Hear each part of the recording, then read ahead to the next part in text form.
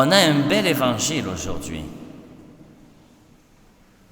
On a un très bel évangile qui dit quelque chose de la façon dont on doit être les uns vis-à-vis des autres et la façon dont on doit opérer, dont on doit exercer notre capacité à être chrétien. Vous avez pu entendre dans la lecture de l'Évangile que plusieurs fois on utilisait le terme « compagnon ». Le serviteur est un compagnon de l'autre. S'ils sont compagnons, ça veut dire qu'ils se connaissent, qu'ils cheminent ensemble, qu'ils grandissent ensemble, et puisqu'il s'agit du royaume des dieux, que c'est un cheminement de foi. C'est un cheminement de foi qui leur permet d'être ensemble, d'être compagnons. Laissez-le faire. يا بربي واش باش نعملوا مع الأولاد؟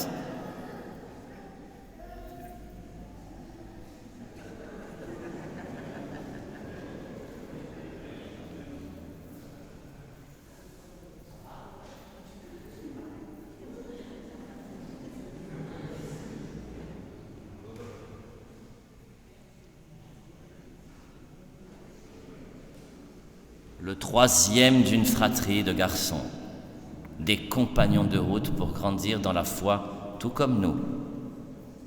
Nos premiers compagnons, ce sont les personnes de notre propre famille, notre couple, nos enfants, nos parents, et puis on élargit le cercle. Être compagnon l'un de l'autre, c'est aussi donner et recevoir. Quelque part, s'installe alors une notion de dette. Mais une dette qui est tellement grande qu'on ne peut pas la rembourser. Il est parfois inutile de la réclamer. Ça ne sert à rien, on ne pourra pas. Le seul qui peut demander quelque chose, c'est Dieu. Et c'est la place de ce maître dans l'Évangile. Vous avez vu la somme qu'il a prêtée. Elle est de 60 millions de pièces d'argent. Aujourd'hui, cela voudrait dire que c'est quelques milliards.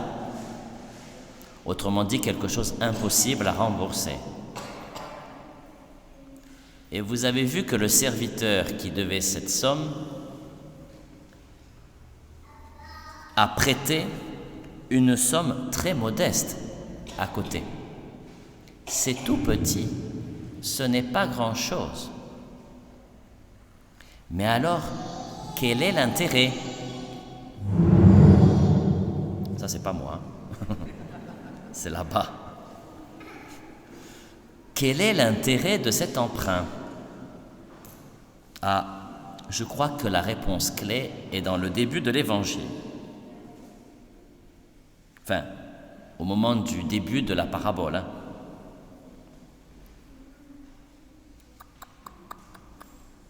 Le royaume des cieux est comparable à.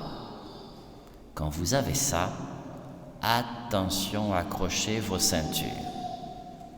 Ça veut dire que tous les éléments de la parabole ne sont pas à prendre en considération tels quels.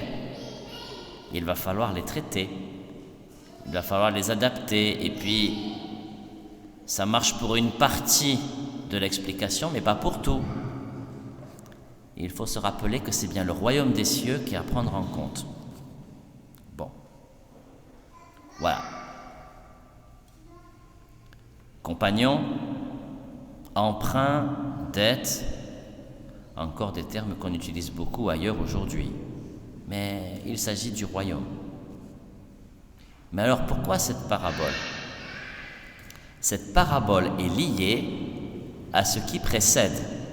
Vous l'avez bien compris, sinon on n'aurait pas lu tout cet évangile.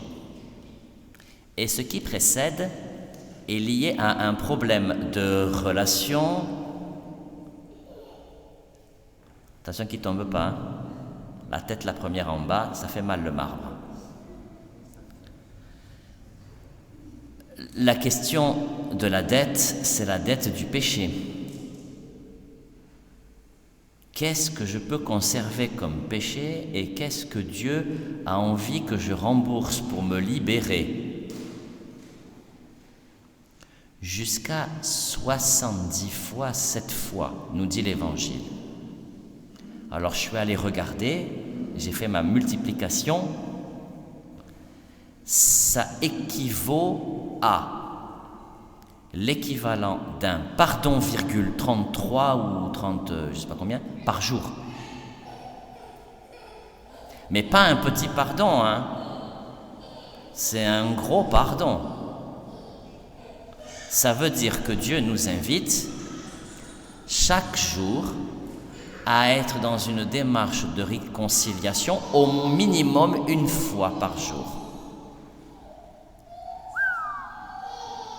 Il y a de quoi faire. C'est exigeant.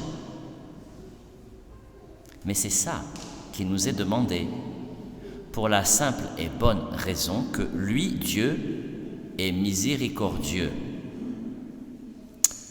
Quand je dis ça et quand je parle de cette dette du péché, du pardon, là, ça renvoie tout de suite à cette miséricorde de Dieu. Et je vous l'ai déjà dit, cette miséricorde de Dieu, elle se passe physiquement, corporellement sur nous, au niveau de nos entrailles.